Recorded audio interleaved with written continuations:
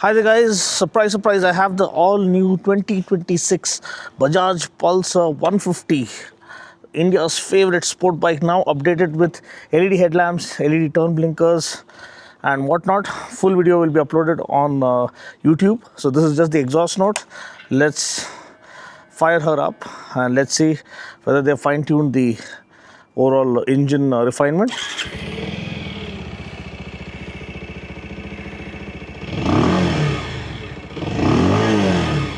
Feels more refined.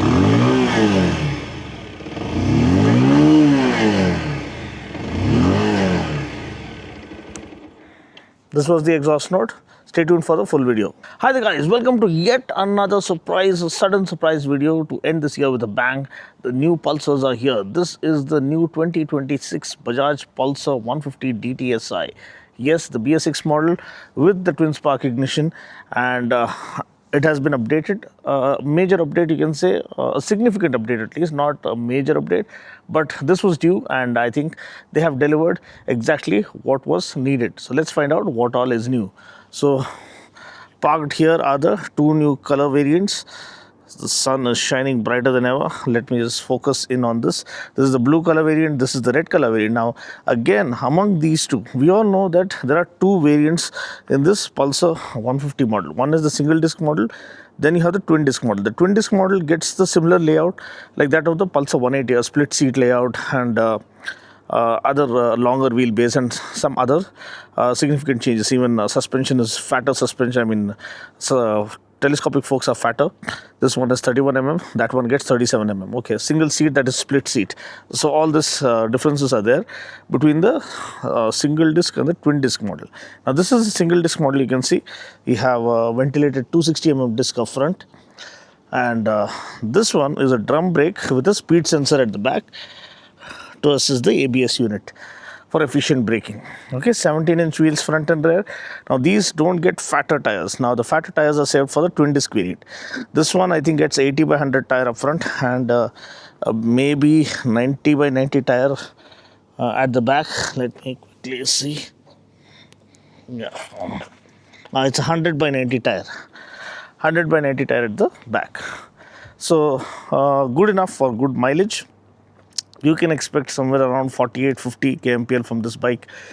It's really good. I have used not the BS6 model, but I think BS3 model I've used 150. It used to give good mileage. Now this is supposed to be more fuel efficient. Now what are the changes? First of all, the LED headlamp. Now let's see whether it turns on the ignition.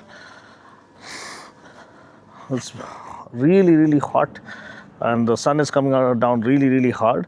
So I think the lights will turn on with the ignition and wants to turn on the bike, but as you can see, it looks really good. Has a robotic face kind of a look, and the best part is they haven't meddled with the overall design silhouette. They've just updated it with a headlamp, LED headlamp, because people love this design. They just love it. No matter what, even 10 years down the line, people still will be watching for a Pulsar, typical Pulsar design, and they want the same muscular tank, they want this tank scoop, they want the exact design silhouette, because that is the Pulsar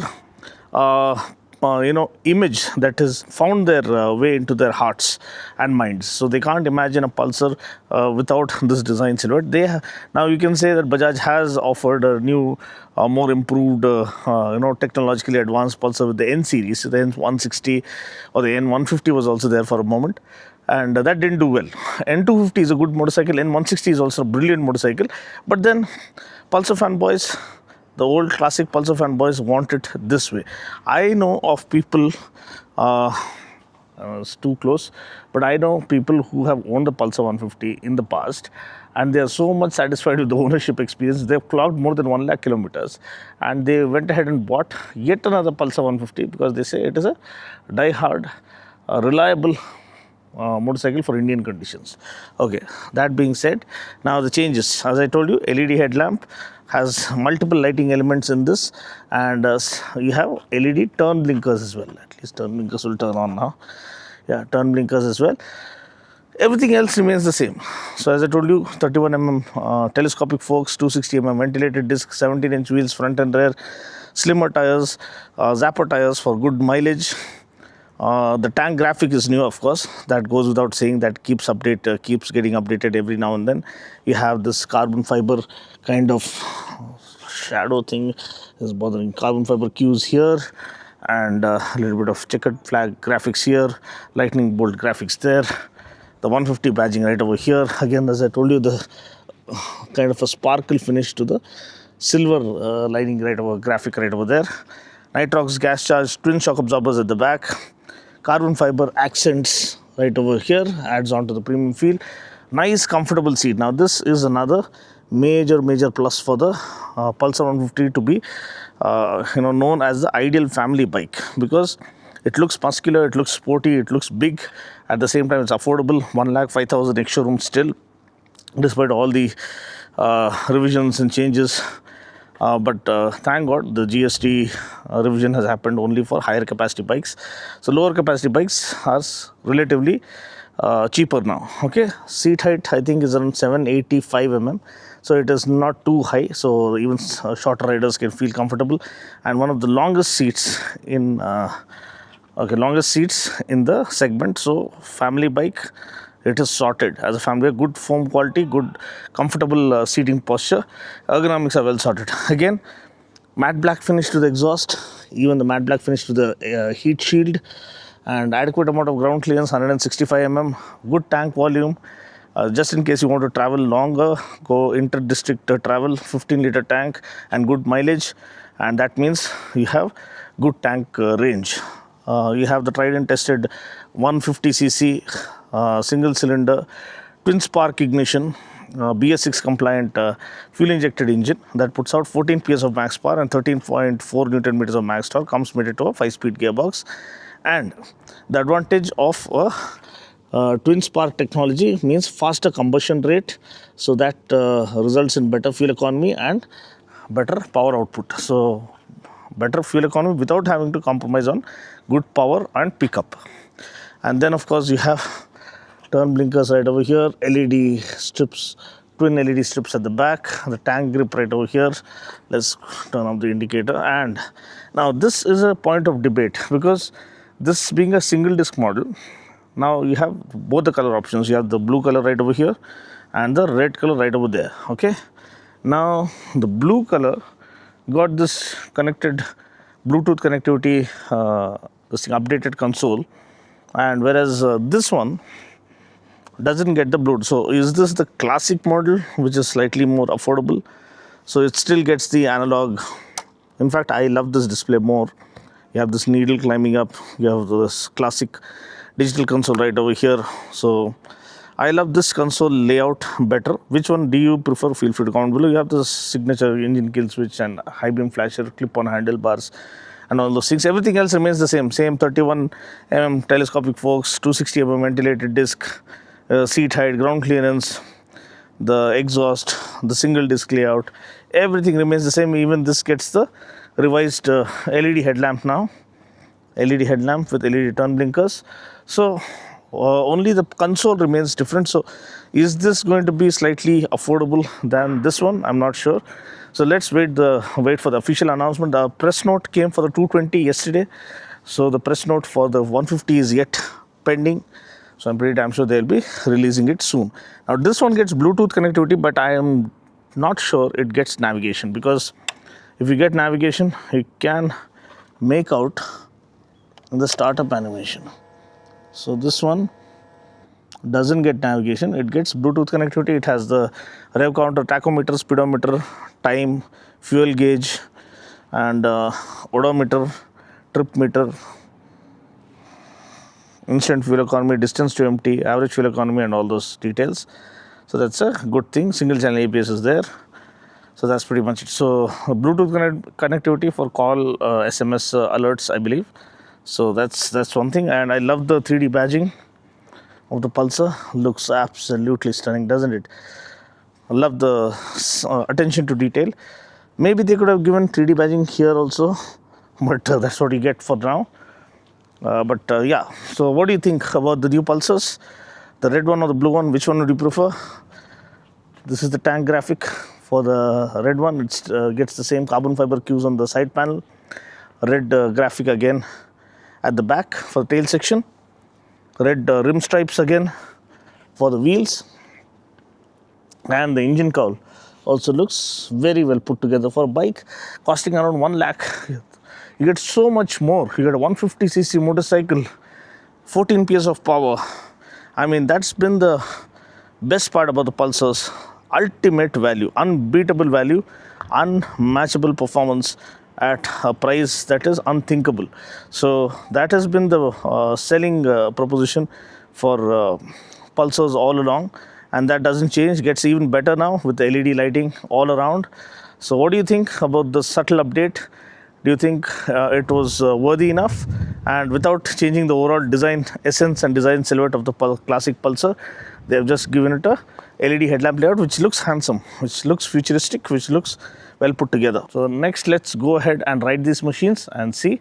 The overall refinement feels better. When I was giving the exhaust note, I could feel the throttle response being cleaner, more progressive, and more seamless and more refined. Clutch felt a little heavy, but let's see how it feels to ride. Let's hit the road now. Okay guys, now it's time to ride the 2026 Bajaj Pulsar 150 DTSI, 14 PS of max power, 13.4 Newton meters of max torque, twin spark ignition. It's a heel and toe gear shifter, that's another plus. So gear shifter has a toe shifter as well as the heel shifter, so that is makes shifting far more hassle-free in city traffic. And it is very refined. Even the clutch feel is not as heavy as the 220. Oh,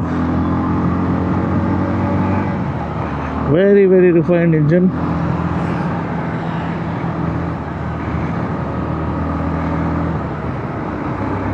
As you can see, butter smooth, and we are in the top gear already. One ring of the throttle is all it takes to overtake. Good ride quality, very good suspension setup, good braking unit, very comfortable ergonomics, slightly forward set foot pegs.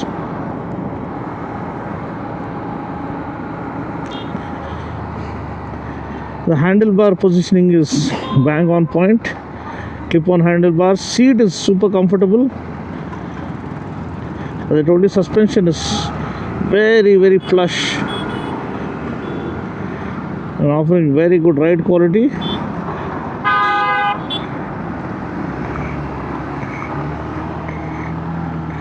It offers great road presence.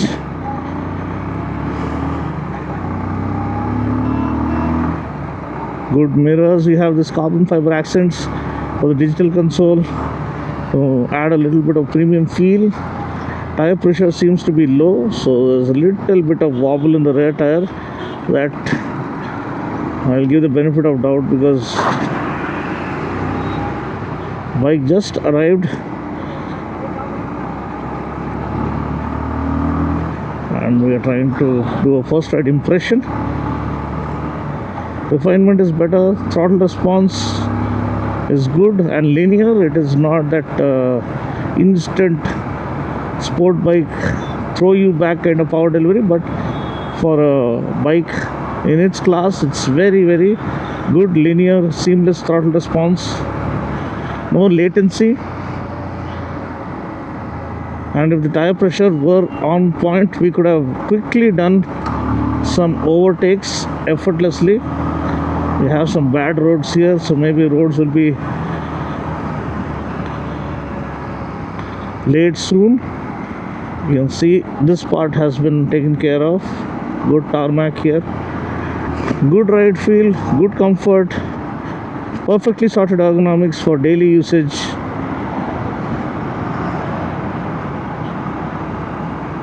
You can take it to the highways because it offers good planted feel on the highways as well. Good refinement, good throttle response, and we'll get good decent mileage as well. So that wraps up quick fire first ride impression of the 2026 Pulsar 150. What do you guys think of the new update? Feel free to comment below and let me know. Thanks for watching. See you guys next time. Cheers.